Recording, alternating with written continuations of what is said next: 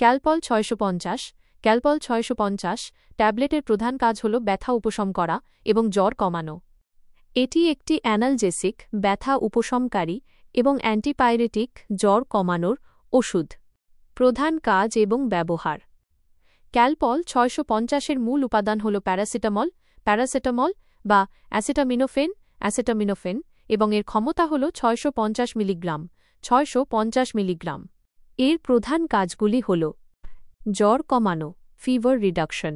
এটি শরীরের তাপমাত্রা বাড়ানোর জন্য দায়ী মস্তিষ্কের একটি অংশকে, হাইপোথ্যালামিক তাপ নিয়ন্ত্রক কেন্দ্র, প্রভাবিত করে জ্বর কমাতে সাহায্য করে।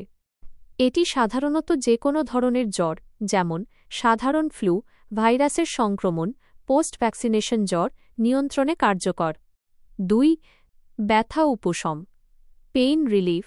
এটি শরীরে ব্যথার সংকেত বহনকারী কিছু রাসায়নিক বার্তাবাহক, প্রোস্টাগ্ল্যান্ডিন, উৎপাদন বন্ধ করে হালকা থেকে মাঝারি ধরনের ব্যথা উপশম করে।